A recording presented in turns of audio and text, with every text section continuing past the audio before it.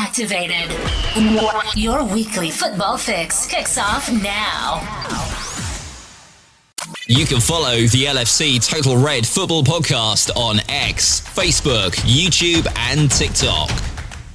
Football Podcast. Tonight, we're going to be talking about Federico Chiesa being left out of the LFC Champions League squad for the first half of the season. We'll also chat about Mo Salah responding to a post on X, which he reckons was disrespecting former players.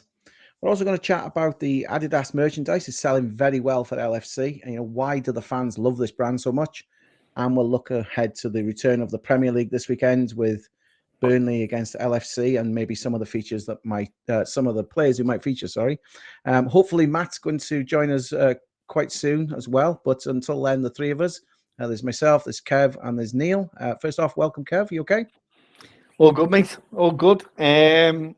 Football back this weekend, so it's all great, mate. So I'm looking forward to that. How about yourself? You all good, mate?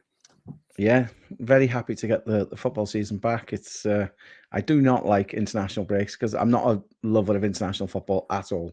It's just too slow for me, where the Premier League's got a bit of pace about it at least. So it's it's a very welcome return this weekend. Neil, how are you? Yeah, all good, thanks.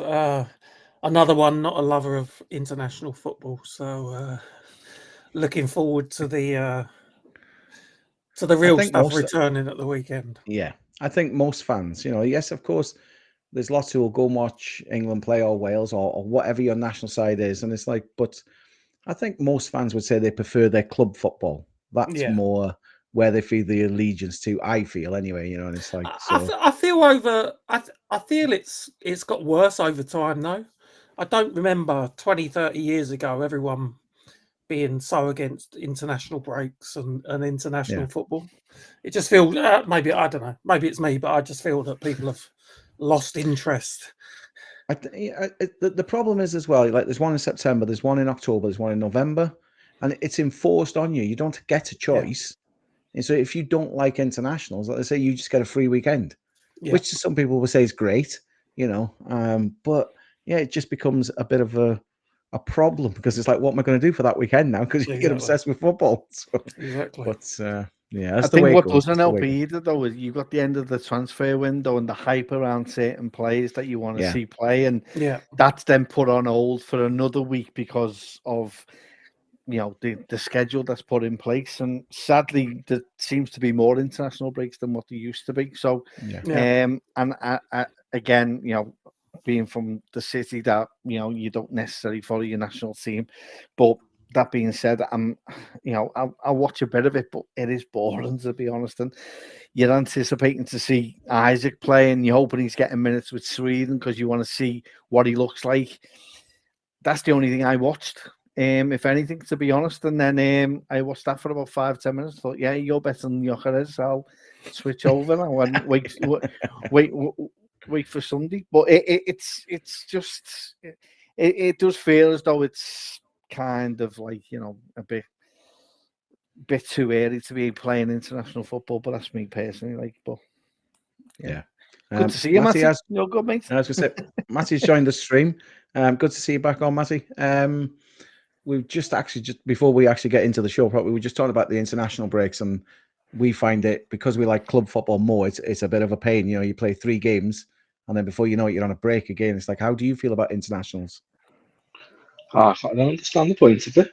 Just don't get it. But season's been back for 3 weeks and they need an international break. I just don't understand the point of it at all. Fair play, it's World Cup year, but start it later on. That's the only gripe with it, really. I'm not too bothered when it's on. It gives you a break from Liverpool for a week, gives your heart a rest. All right, and fair enough. We'll move on from that, and we'll talk about the first subject, which come out probably about a week ago now, that Chiesa has been omitted from the Champions League squad for the first part of the season. Neil, I'll come to you first about it. Is this a big surprise to you? Because there seems to be a bit of an uproar on social media about it, doesn't there? Yeah, I was surprised, but I don't think I'd quite kind of understood the rules. So if I have understood it correctly, because Rio and Gamoa hasn't played 3 years. So I think you have to have trained with a club, a domestic club, for 3 years from your 15th birthday or something like that. So he gets classed as a non-homegrown player until such time that he reaches those 3 years. Yeah. It's something like that. I've probably not explained it very, very well. So I was surprised, but then when you look at it and you look at the non-homegrown players that have been included, who else do you leave out? I mean, it's not ideal. So it really is then a straight toss-up between Rio and Chiesa, because I can't really see who else would have been left out based on the limited numbers that you can have. Had Mark Gahey have signed, then maybe Leone would have been left out. I don't know, but I feel bad for him because he seems to have a bit of a new lease of life. He's probably had more minutes in the Premier League already this season than he had last season. So I thought it was a bit of a shame, really. Yeah. But as I say, when you look at the list of names, it wasn't an easy choice. So I don't think it's he's just been cast aside. I think it's a difficult choice to make with the available players. Matty, I know that we've spoke on different podcasts before, and you've seen like the reserves, and some of these younger players coming through. So I'm sure you're not surprised by Moor coming through. But are you surprised he's ahead of Chiesa? Because looking at him, he's a full Italy international. And he's got a lot of experience. So are you surprised maybe that the young lad was in ahead of him? Not really, because Moor he's special. He's a special generational talent. So he isn't going to play many minutes, but Chiesa wouldn't have played many minutes. I don't think he might get a few minutes off the bench against like your Carabegs and your PSGs and stuff. But Chiesa would have only got that, and I think Chiesa's probably looking at it as well in a sense of imagine the experience it does for that kid being included in the Champions League squad and having them European nights and travelling to like all around Europe and having put Real Madrid in your backyard and things like that. The experience for him is unbelievable. I think the rule's an absolute joke though. Like he's born in England, he's played for an English club his whole life, but he can't count as homegrown. It's absolutely ridiculous that a 16-year-old takes a space in your Champions League squad, really. But I'm not surprised he's included, and I do think he'll do really well. He's got it all. He's got it all. He's special. I'm not shocked how he's been. I'm really not shocked how he's been. Like, didn't even play in under 21s, really. He was in under 18s and was just a joke there. But he was only 15, and now he's went straight to men's, and he's a generational talent. The thing is, obviously, he announced himself in such a way with the goal at Newcastle, like to the wider maybe fan base, that I suppose slightly he's probably maybe put a bit of pressure on himself because people are like, right, okay, he's this good, he can do that, and it's like, well, hopefully he can keep doing it, but it's we'll see how that goes. To be fair though, like in the Premier League, that finish was so much more than just like a tap in, like that he finished that where so many other players with him took a touch, and that just goes to show how good he is, really. Like even if you put Gakpo there, if you put Salah there, I think they'd all take an additional touch where he just put his foot through, and it shows the confidence the kid's got, and fair play to him. Like and subscribe to the LFC Total Red Football Podcast on YouTube. Yeah. Kev, now we know that Chiesa's got this experience and he's now not going to be part of the squad. And I think when it first came out, it was slightly sensationalized, like Neil said, until you learn the facts of why. And it seems now to be coming out that Slot's sat down, had a chat with him. And I'm not going to say he's happy about it, but he's accepted it and he's been professional about it. And I'm sure he's kind of wishing Rio well at the same time, and the whole squad that is going to play. And it's not that he's not going to play any minutes at all, because of course there's the FA Cup, the League Cup, and the league itself, which he's already been getting minutes, like we said. So it's not as if he's sitting on the sidelines going to get rusty, is it? Not at all. But again, I just think it's part of with the management of Chiesa. He didn't have many minutes last season, So to give him a full-blown season after an ACL and stuff like that and the injuries he's had, it's probably best the way they've limited it in a way.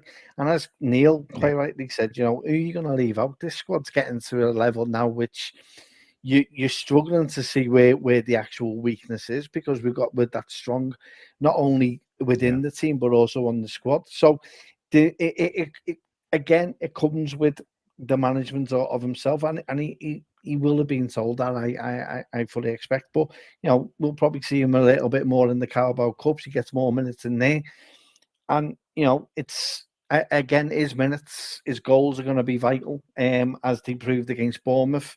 And it is a team game, and those points that we got and he helped us get will help us for the remainder of the season. And come by January time, or by the start of from January onwards, second phase of the Champions League, he'll be part of that, because Rio will be part of the home ground because of the ridiculous rule, as Massey said. So it's ridiculous, but you just got to go with it. And unfortunately, he was the one who was always going to miss out, if you ask anyone. So it was inevitable that was going to be the case, and I don't see anyone else being dropped other than Chiesa and myself. So it's down to him to show that he can have the levels and get to the levels that he was, and get the minutes, and that comes with him working hard off in his training and showing it on the training pitch. So hopefully he can do, and we'll get a benefit. We'll see the benefits of it, and we'll reap the rewards of that, as well as reaping the rewards of what Rio's doing at the minute. So it's a win-win for the team and the squad as a whole, for me. Yeah. Now, I don't know which one. I'm not asking anyone in particular, so one of you just jump in with the answer to this. But when the draw was made, so I will just slightly go off tangent. When the draw was made, and of course we got Real Madrid, we all knew their right back is probably going to be in the game, and now Rio's going to be up against them potentially. It's like, does that whet the appetite slightly for anybody? Are they kind of like, right, this is the day that we could get a little bit of payback in? Anybody happy about that one? We will get payback. There's meant to be video clips of the Rio, Winston, Trent. There will be payback, but I don't think Trent will be near that pitch in that game. Just can't see. No, I don't. Unless Carvajal's not fit. No way. No chance. I agree. And the thing is, though, that game was inevitable. It was a banker that we were going to get them. Yeah. I think that the thing is, obviously, their manager, Alonso, knows Anfield so well. So he knows what the atmosphere can be like. So he's probably going to look at Trent and think, maybe it's not the best way to get the best out of the team by playing him in that kind of ferocious environment. Don't you think, Neil? I do think, yeah. And I think they're probably viewing it as their toughest game that they'll have in the league stages. And Danny Carvajal is top quality right back, so I'm sure he'll be trusted more than Trent would be. We shall see how that one turns out. The next thing I'm going to talk about, lads, is a bit of a storm on social media, where there was an account on X put up a couple of pictures in comparison, saying, have we vastly upgraded this summer? Now, whether we think it internally ourselves and go, this player is much better than X player, to put it out there and say, we've upgraded massively from Nunez and Diaz with Wirtz and Isak, that's great. But then this was picked up by Mo Salah. He's obviously answered them. Now they've got a lot of traction from this, and in a way, that's going to benefit them. I've read somewhere, it might be more now, but I'm sure I've read somewhere there's over 50 million interactions or clicks or what, and it's like, that is a hell of a lot for a fan page, basically. It's giving out information and giving their opinions.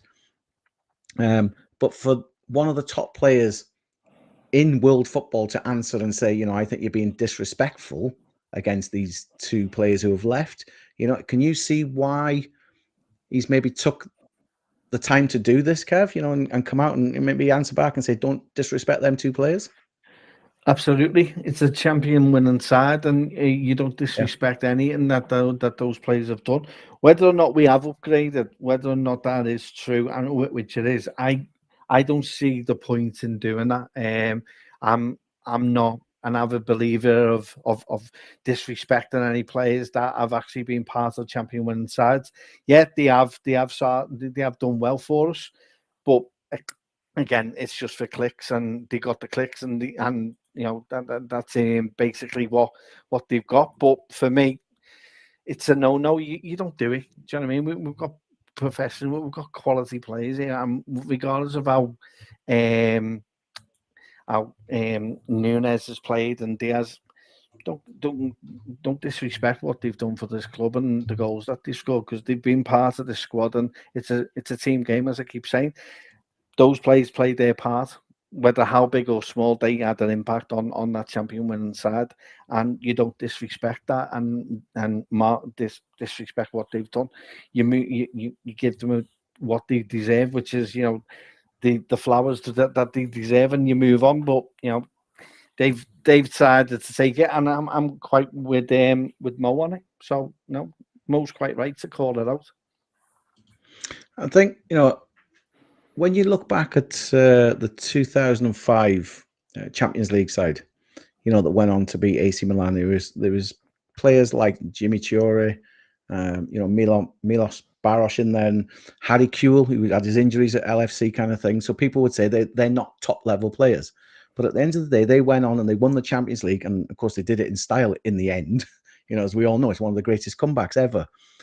So whether they were the best players individually, they played as part of a team. And as we've said, Núñez and Diaz both won the league last year with Liverpool. So Neil, it's a bit of a kick to almost say, like, well, you weren't that good. We've now got these superstars in place. And over the whole season, it might turn out that they're so much better. But there's nothing to actually say that yet. They've got high price tags, but they've got to perform now, haven't they? And prove that they're better players. They have, and as things stand, Florian Wirtz isn't even playing in the same position that Lucho played in, so it's not even a like for like comparison. So yeah, I don't know why they would say something like that. As you said, they got, I just checked, 39 million views. Oh, right. So okay. There's no such thing as bad publicity, I think. From I was going to say, yeah, but yeah, it's just a bit uncalled for, and it's nice to see Mo stand up for his former teammates who did contribute. Yeah.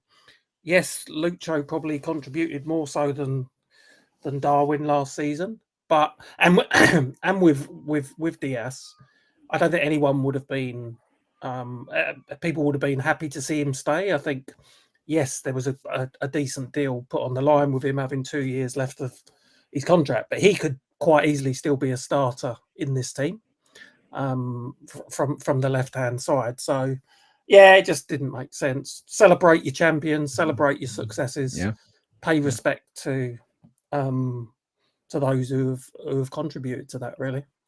The LFC Total Red Football Podcast is available wherever you get your podcasts from. Also available on your smart speaker, or you can watch us on YouTube. Yeah. Matty, do you agree with the other two? It's like it's a bit uncalled for. And were you surprised that Mo called him out on it? Because he does go on social media and he does his selfies with the players when he scores, etc., or things like that. But are you surprised he's gone this far to call somebody out on it? Yeah, I'm surprised he called them out, but it is just disrespectful at the same time. To be honest, like, they're a team that was united last year, and obviously with what happened in the summer and stuff, that team will have a bond like no other for how they all got each other through the Jota situation as well. So I think it was just disrespectful from the fan base to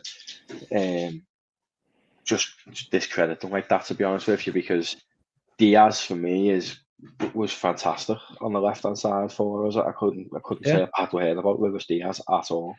And Núñez, I think if he wouldn't have come in the same summer as Haaland, he might have done better. With him coming for similar money, like similar type of striker, I think there was always a lot of pressure on him.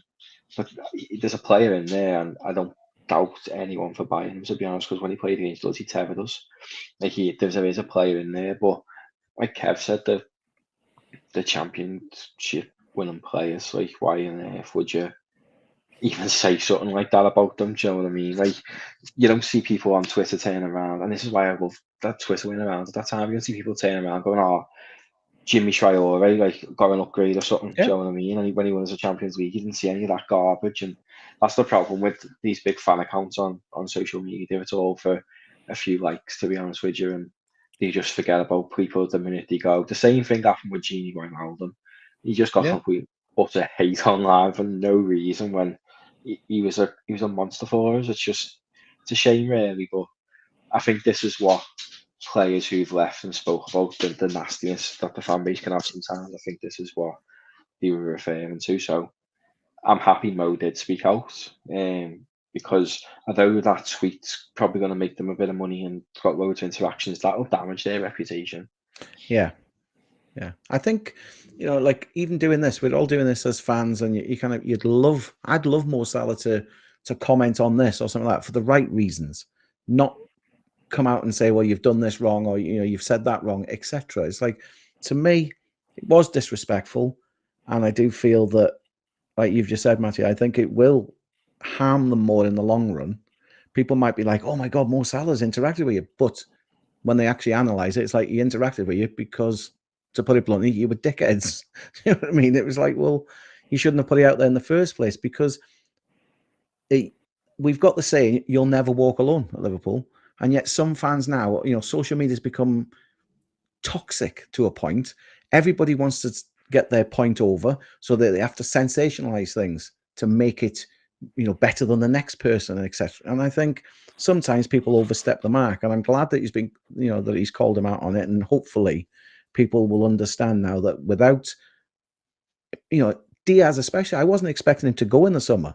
I was quite happy if he'd have stayed on the left wing this time. So it was like, well, but they're making it sound like he was 35 years old, his legs had gone, and we didn't need him anyway. It's like, well, he's still a top player. He's gone to Bayern Munich. It's not as if he's gone to, like a side that's just pouring out to finish his last bit of his career off. So it's like, to me, I think Mo was right to call him out, and hopefully they'll learn from that, and so will others, and just think a little bit before they post stuff. But somewhere along the line, somebody else is going to do something and then get the controversy as well. It just happens, doesn't it? It's the way it is, but we shall see.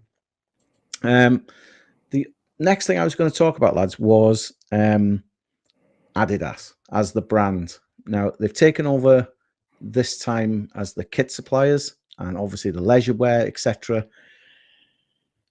I can't remember the exact figures, but apparently there's been phenomenal sales of a lot of Adidas stuff since they've taken over. And they took over on the 1st of August. So we're only coming to like mid-September now. It's only like 6 weeks, and yet it's gone off the chart, apparently. Matty, I'll come to you first. Are you surprised that this particular brand is so popular? And why is it so popular compared to others? Do you know what? I don't know, because when we got Nike, I thought the stuff that had come with Nike in terms of like training gear and stuff like that would have went down very, very well in Liverpool. I think Nike could have approached Liverpool much better than they did, not just in terms of kit, but in terms of the stuff that come with it as well.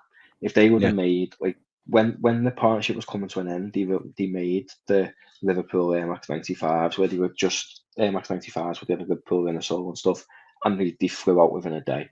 If they'd done more stuff like that, I think that the partnership would have looked better, because Adidas as a brand isn't massive in Liverpool. It hasn't been for years. I remember as a kid, I used to wear Climacool and that. They've come back this year in Liverpool, so people wearing Climacool again. But that's the first time I've seen like them get worn all the time. I mean, there's regular match going reds who will wear like Sambas and things like that, but my generation all wear 110s.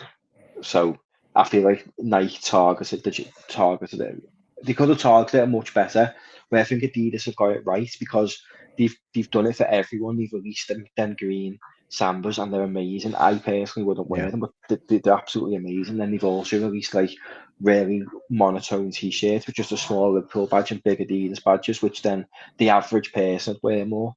I think that the whole scope onto Liverpool's been perfect by Adidas, and that brand is just associated, especially with like my generation of fans. We haven't really had anything else but we had Reebok for a bit, but it's mainly been Adidas growing up. And then when our dads tell us about like the heroes they watched, they was in Adidas when you watch clips on them. So it's just it's associated with Liverpool. I love having Adidas. And one thing I really like this year is Adidas usually are a generic copy and paste kit.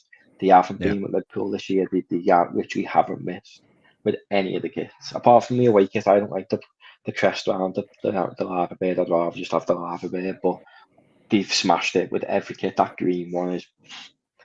We've got the nicest set of kits I think I've ever seen in my life for any club, having 3 kits that are that nice. And it just shows that Adidas are going to put it all into the pool, and why not? Like, Nike signed a deal with us where we got a certain percentage of everything sold. Adidas haven't been that stupid, and they'll smash the market for it and make stupid amounts of money. And it helps that they're 2 of their biggest athletes, Isak and Vert, both play for Liverpool. Well, yeah, that ties in nicely, doesn't it, Neil? That they can obviously market them differently now because they're all in one group. You know, they're all together, the brand and the players. The leisure wear that comes out with Adidas as well seems to be, as Matthew said, it's hitting the mark straight away. They seem to have got it bang on, literally hit the ground running, and it's popular. This could be very beneficial for the club because isn't it a 10-year deal they've signed? I think, and that's very beneficial if they can keep that kind of momentum. It's very early days, but you know, it could be very lucrative. This, couldn't it?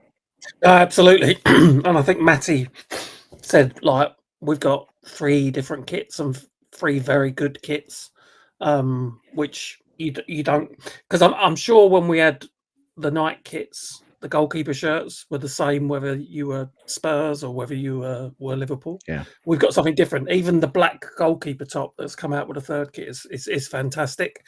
You've got different Adidas badges. It's just great. And as you say, the leisure wear. So I think, you've got leisure wear where you've got nice t-shirts, you've got tops to wear, and the training stuff that came out, it's just fantastic. I saw the green, not a tech fleece, but similar to a tech fleece, and it's just really, really nice, and it's just going to appeal to people. The color range, I think people like the green. So it could be extremely beneficial for both them and the club. Yeah. You can follow the LFC Total Red Football Podcast on X, Facebook, YouTube, and TikTok.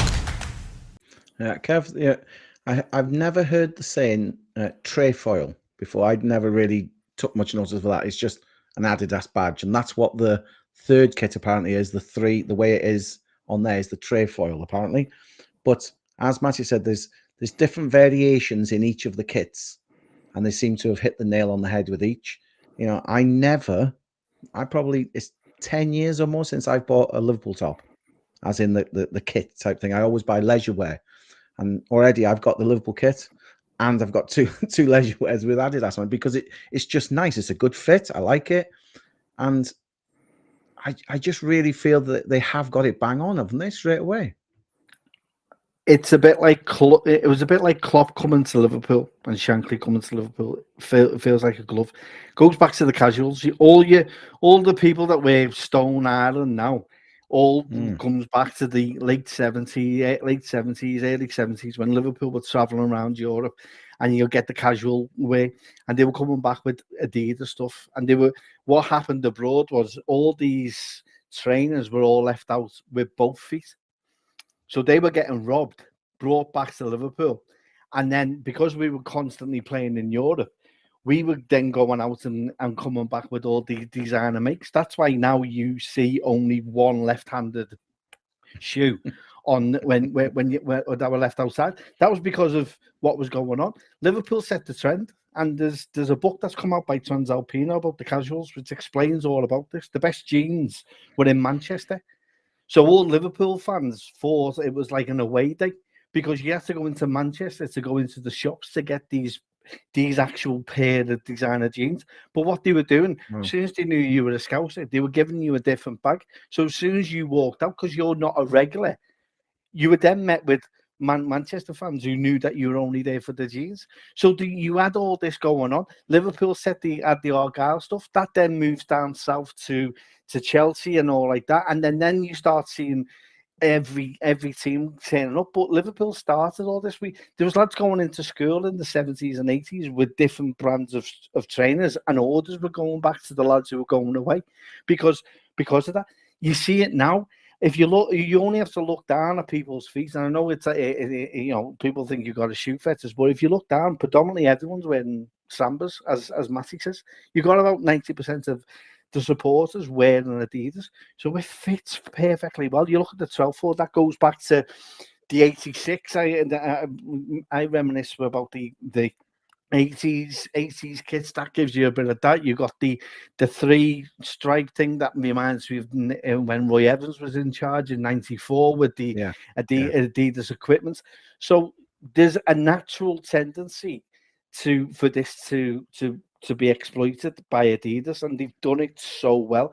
They fit so well to this actual city. And then you look at who designed the kit. The person who designed the kit is also a Liverpool fan. So you've got all this already included and incorporated.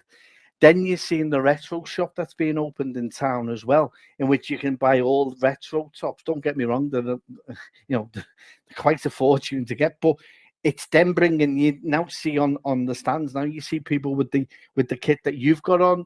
You've got people wearing all the 80s kits.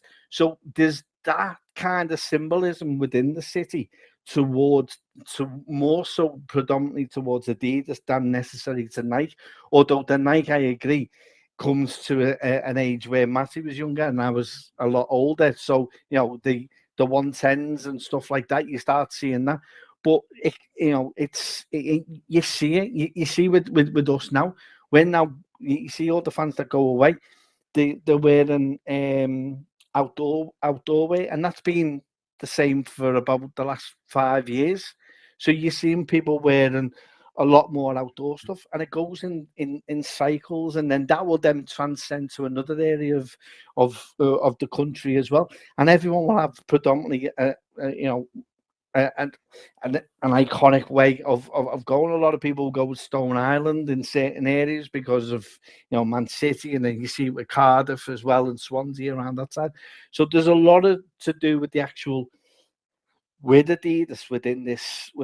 Then you add in, as we say, Isak and Vert, and honestly to God, it's going to hit every time. And if they bring the jumpers back, that Jordan Roy, I think Graham Souness is the Adidas equipment stuff, I'll be buying some of them because they are quality.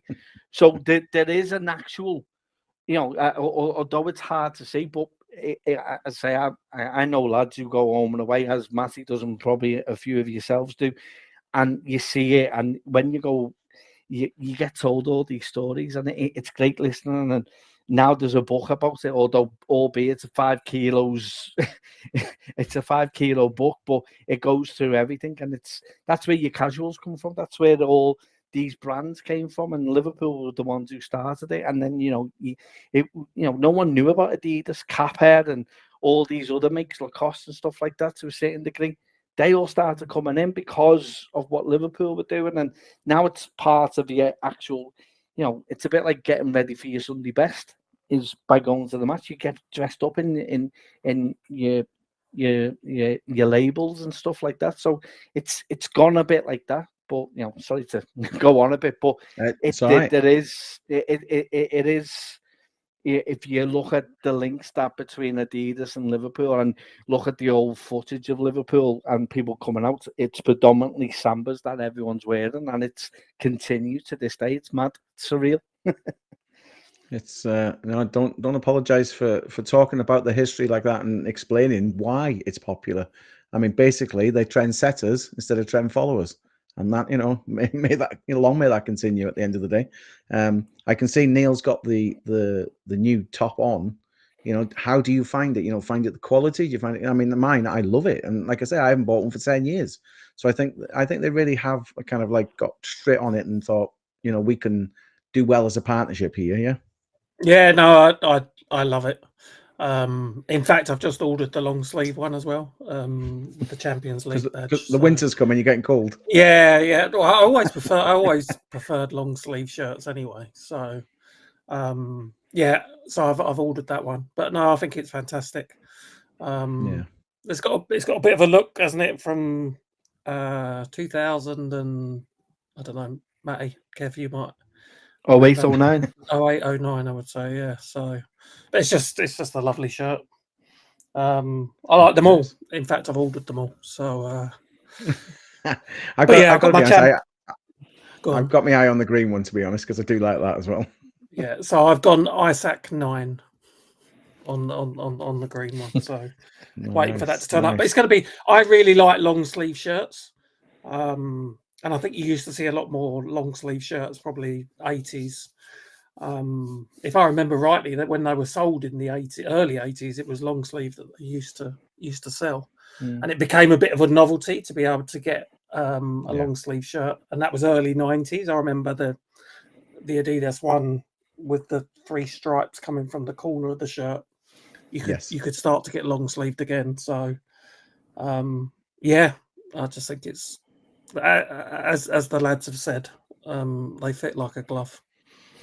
Well, I just hope that the marketing strategy here could take off, because if Wirtz really obviously goes to the potential that we all want him to, and Isak starts banging the goals in, then it's a marketing dream to have them in the same kit as the kit suppliers for the whole team. So we shall see if that becomes the like holy grail of advertising. I don't know if you've seen the other day, McAllister had the white and green one on his Instagram picture, and then you can buy that in the retro shop. So it's just smart marketing, and it looks bossy, and our new players and the kits that like bring back memories and stuff. So that's like one of the first kits I had, the green and white one, and the McAllisters, and it's just sick. Yeah, the good thing about the way marketing is now on social media, you see one of the players. Or, I mean, we've seen it, and we spoke about this before at Wrexham. They've got 2 very high-profile owners, and if they put a particular top on and then put it on social media, that sells, and that's the way now. It doesn't have to even be on the club website kind of thing to advertise it. And Liverpool the same. If Isak or Van Dijk or Mo Salah put something on, people straight away, I want that top. So it's the best way of advertising is get the top players in it, and it will sell. And I've got the feeling over the coming months of even just season 1 that Adidas are going to get some big sales, and that ultimately helps the club. If they get a percentage as well, then that's more money to add to the Coutinho money to keep spending in the transfer market, isn't it? So, right, okay. The last subject we're going to talk about, we're going to look ahead to the game on Sunday against Burnley up at Turf Moor. Return of the Premier League. So, firstly, we're going to obviously talk about Isak. Is he going to make his debut? You would think so, but he hasn't played a lot of minutes, Matty. So he's played a little bit for Sweden. He hasn't played, isn't it, 24th of May or something like that. So you can't see him starting the game, can you? He's probably going to come on as sub, even if it's for a short period, do you think? 20 minutes. He got 20 minutes against Burnley. I think he'll start the derby, though. Yeah. I do think he'll start against them. But 20 minutes he'll get this weekend. Don't want to rush him. They spent £125 million on him. They're going to want to protect him. And it's not like we need them to start either. Ketty's been doing phenomenal. So and Chiesa will probably get more minutes in the Premier League now because he's not in the Champions League squad. So I think 20 minutes. That's sub where Ketty usually comes off around 70, 80 mark. I think we'll see Isak in that role there, and then I do think he'll start against Everton, to be honest, because who doesn't want him to bag against them? Of course, we all want that, yes. You're listening to the LFC Total Red Football Podcast. Kev, as we've just said, do you think he's going to get a small amount of time just to kind of like say, right, I've made my debut, that's off my back type thing, and then stick with the lineup in a way that he has had? Or do you see him playing a bigger part at Turf Moor? Just copy and paste and put and repeat what Matthew's just said. That's what I see happening. I see him playing a few minutes on Sunday. I see him potentially. Do we play Southampton during the week as well in the League Cup, or is that the following week? So Atletico Madrid, is it? Oh yeah, it's the Atletico Madrid. So I see him probably.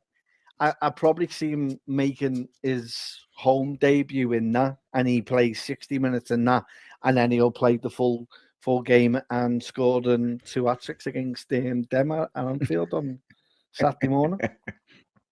Only the 2 hat-tricks.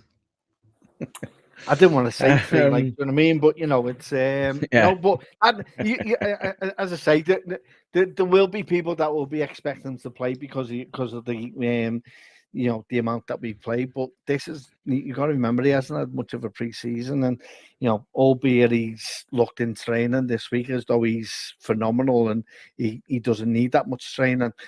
That may be the case, but you don't want to spoil what could be with him. So it's managing his game time. He'll come on for 20 minutes. He'll have an impact, as I expect him to do, and I expect him to have an impact during the week as well in the Champions League game.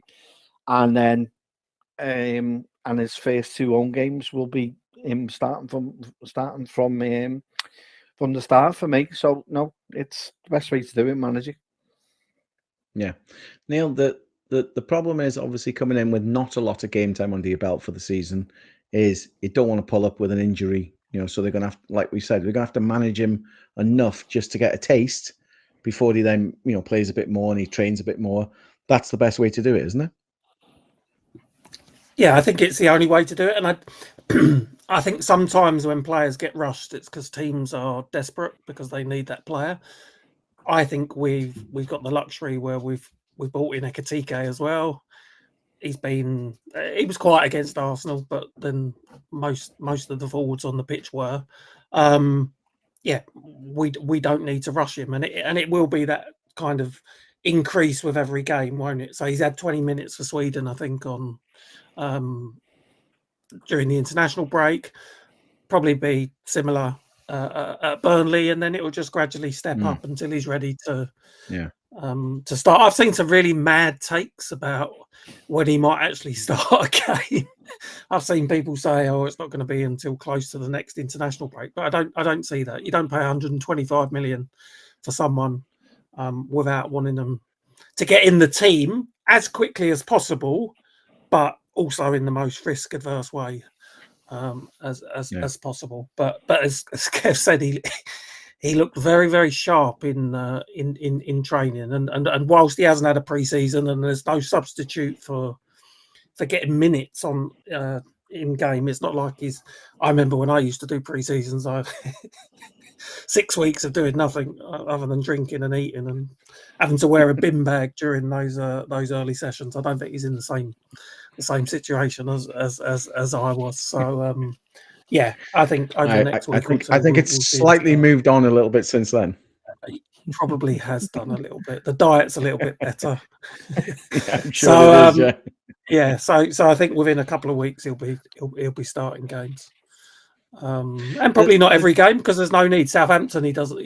Southampton might be, if he doesn't get his start against Everton, Southampton might be the first start. But as I say, we've got this nice situation where we've got 2 quality options, and we can see them alternate for a while. We may even see them both on the pitch at the same time at some point, which will be interesting to see how that's going to work. Yeah, well, I was going to say that, Matty. If he comes on from the subs bench, it's like that's an easier way to solve the problem up front, because whether it's Ekatike or whether it's Gakpo comes off, whatever, it's like he's just coming on for a certain amount of minutes. But after Burnley, if he's going to start games regularly, we've got to talk about it. It's like, where does he slot in and who gets relegated to the bench? Is it Gakpo? Is it Ekatike? It's like they're not going to drop Mo from the right, probably, or unlikely. So how is this going to work up front? Because there's such talented players, and it's mad to think that Ekatike could be on the bench and they pay like 60, 70 million pounds for him. It's like, it's not as if they've just got him as this £10 million backup player, is it? No, but that is the football market of today as well. And I think with Ekitike, I think his age is on his side. So he knows that he's going to probably be at the club longer than Isak anyway. But he can play from the left and he can play from the right as well, I believe. So you've got AFCON coming up where Salah's not there for 6 weeks as well. Yeah. I think when Salah is there, Gakpo just looks exhausted at a point. So I think they'll drop Gakpo back, but then they can onto the bench, but he can also alternate Gakpo probably with Vert in the 10 position as well, because he played there a few times for us. So Gakpo's versatile, Ekitike's versatile, but that number 9 slot Alexander Isak, unless he's injured, he's starting. He's one of the first names on the team sheet. They can't not start him. The money they paid, even though that's just football today, they can't not start him. And madly enough, Ekitike's transfer fee of 70 million doesn't get spoken about that much, because that just seems like the norm for transfer fees now. The transfer fees that get spoken about, people like McAllister, where people are saying, "Bloody hell, you got in for 35 mil." And transfers like that, they get spoken about more than £70 million transfers, really. So Isak starts no matter what, and I think the others just alternate. Even Salah, he's not undroppable. Given on current form, I'd drop Salah. He's been awful this season. Yeah. There's been a few times that I've thought similar. It's like it seems a bit lonely at points. Now that's possibly because they're trying to develop a different way, for Slot now up front. But it does seem he's a bit isolated at points, and hopefully it can start gelling together. And I hate to say it, but he does miss Trent. He had that understanding with Trent, and it was they were brilliant together. He really was, and that will come with Frimpong. It's not going to happen overnight, but it will come. But the understanding he had with Trent was phenomenal. And I think that he hasn't been as good the last 2 weeks because Szoboszlai has just dominated that right hand side. Absolutely dominated. He's been world class. I think, to be honest with you, against Burnley, we should be starting Szoboszlai on that right back, even if Frimpong's fit, because you can't drop him. That was my next thing. Is looking at the rest of the side, we've got Kanatu, who had an injury. I don't know if he's fit. Bradley, he's been down with injury, and so has Frimpong. So Szoboszlai's been out on the right hand side. It's like, does he have to start there? I know he scored the winning goal against Arsenal, but is he that much at the moment? I don't like using the word undroppable, but he has been fantastic there, and I think that surprised a lot of people. It was kind of like, look, it's a makeshift right back, but he has been fantastic. So he's got to start there against Burnley, isn't he? 100%, 1,000,000%. He is being the best player this season. Dominic Szoboszlai. So right now he probably is undroppable. To be fair to the lad, he gets a lot of hate unnecessarily, I think, but he's been our best player this season consistently, Dominic Szoboszlai. So for me, at the moment, he's the first name on the team sheet.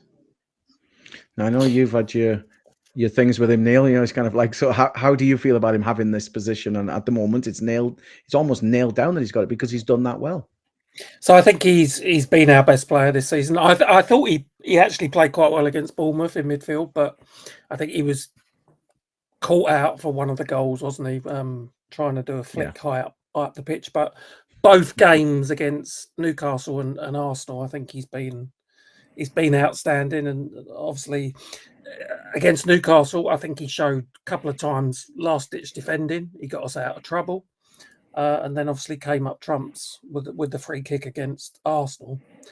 I think, and I could be completely wrong, I think because Frimpong and Bradley are both fit now, I think Slot will move him back into midfield. I think McAllister probably won't start. I thought McAllister was really, really poor against Arsenal, and I think it's probably down to the fact that he hasn't started many games and he's rusty. So I think I can see a world where he's thinking, I've got 7 games in 21 days, I think it is, something crazy like that. He'll want Bradley and Frimpong competing and rotating for the right back position, and he'll see Szoboszlai as one of his options for rotation in midfield. So I think there's 5 probably in midfield that will rotate. McAllister, Gravenberch, Szoboszlai, Jones, and Verts. So I think Slot will acknowledge how well he's done, but I think he'll use him as a midfield rotation option now that he's back at full strength at right back. However, if we get into a problem again at right back, we now know we've got someone that can step in and do a really capable job. I just don't see a world where we've got Frimpong and we've got Bradley and he leaves them both out.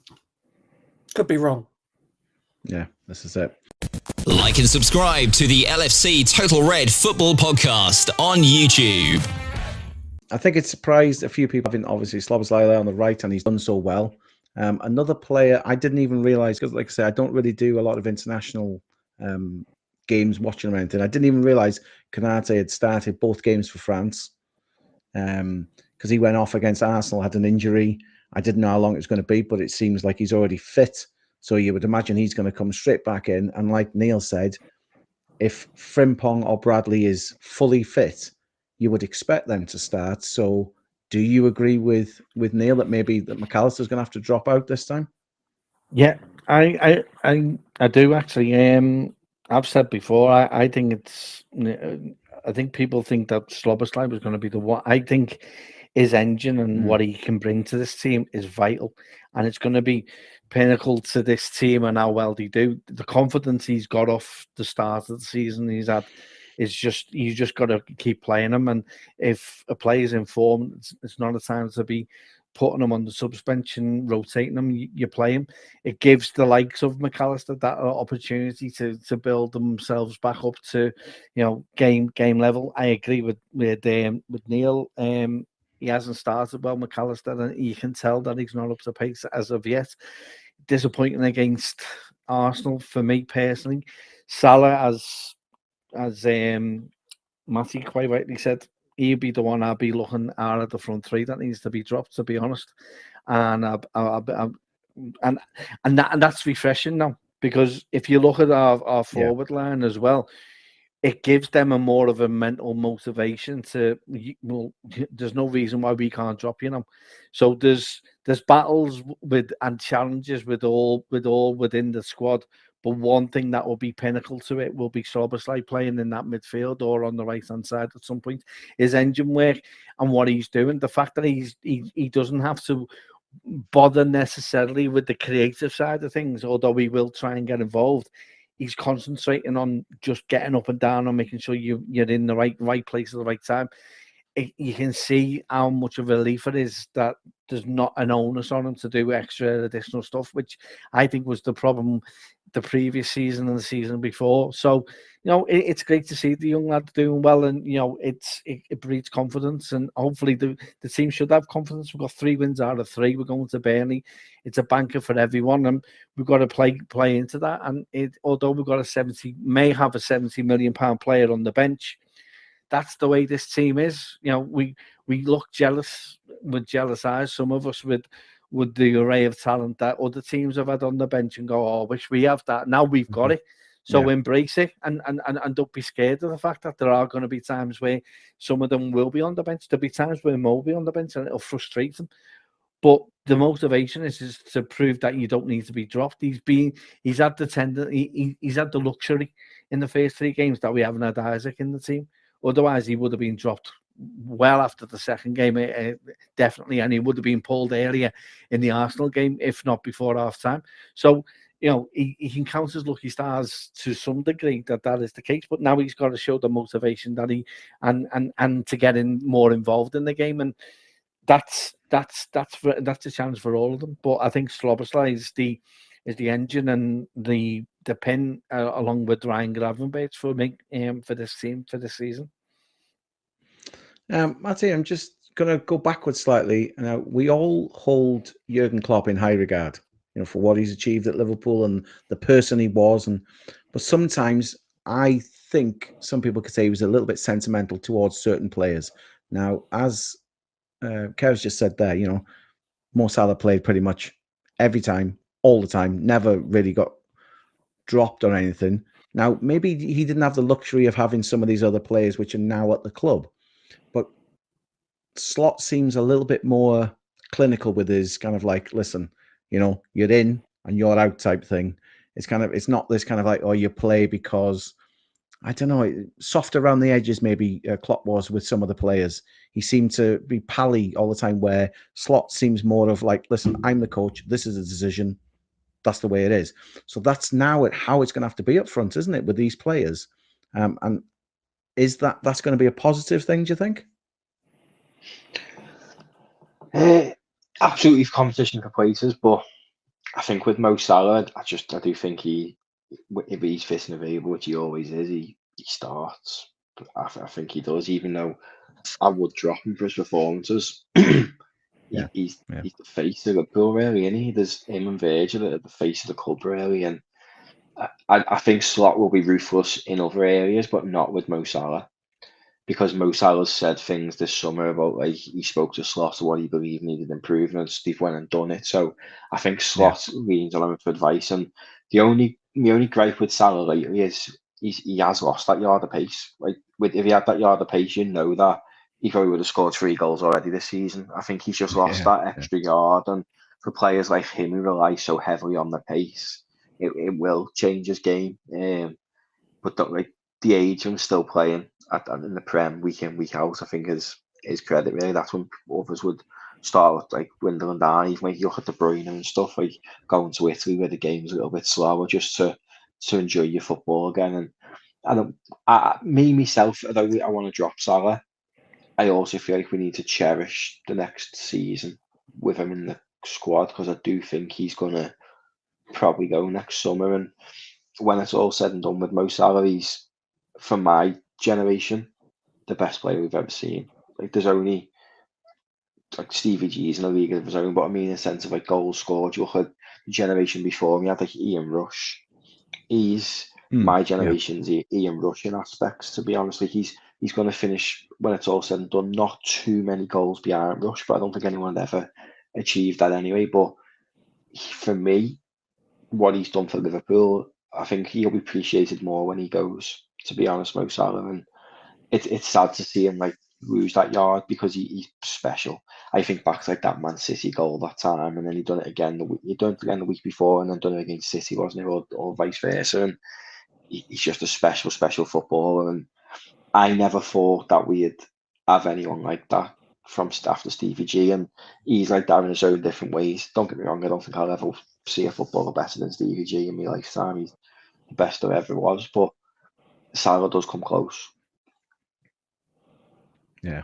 To be fair, he is a generational talent, and like I say, we are lucky to still have him. And now with the abundance up front that we've got as well to interchange, hopefully that's going to, in a way, revitalize him as well. That we can kind of like mix and match here and change things around. Now we have come to the end of the show, guys.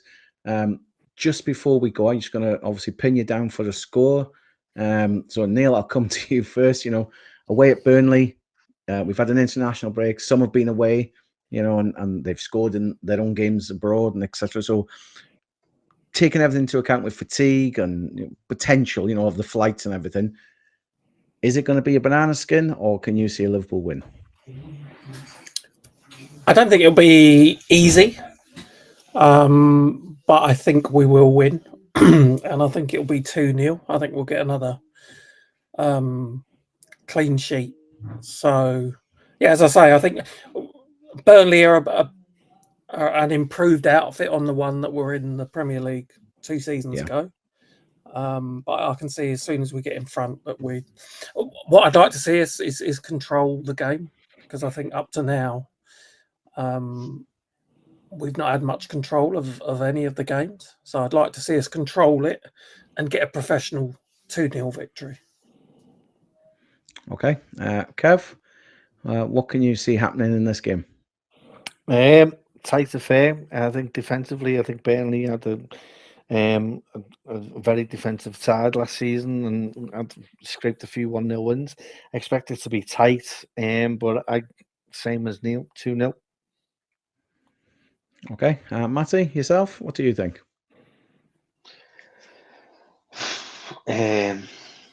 Burnley look good this year. I think they look very good against United, but the teams they've looked good against, like United, Sunderland's, they're miles below us. Tottenham, I really like the look of under Thomas Frank, but we're miles better than them, and they beat them 3-0. So I know the differences they're at their place, but these players in our side now they've won big trophies. The mentality within them will be sound. I reckon 5-1. Wow, that's yeah. I don't mind. I'll take 1-0. I'll take 5-1. I don't mind as long as there's 3 points on the board at the end of the game. But I do think Alexander Isak will come on and score straight away. I think he's just got that something about him, like a Ketty has. To be fair, he's come in and just scored. I think ours as well. Yeah, he has to come on and obviously warm up, because I think Kev's already promised is at least 2 hat-tricks next week against the Blue Noses. So it's like, well, he's got to come on and get his goal scored in feet on straight away, hasn't he, to get in the groove. Yeah, we'll obviously probably speak about that next week, but we will batter Everton at Anfield. We will annihilate with that side. Everton look good. Jack Grealish looks good at them, but they've got to come to Anfield. I can't wait for that game. Can't wait. Well, speaking of that, obviously we normally are on air on a Monday. We're going to move it to Wednesday, Thursday next week after the Atletico Madrid game, and before the Everton game. We'll preview that as well, so you can join us then. But until then, thanks so much to Kev, Matty, and Neil for being on tonight's show. Thanks for everyone for tuning into the LFC Total Red Football Podcast. You can like and subscribe on YouTube, or you can follow us on TikTok. You can listen to the audio version on Spotify or wherever you get your podcast from. So until next week, have a good week, everybody, and thanks for watching. Thanks for listening. Join us next time for more LFC Total Red Football Podcast.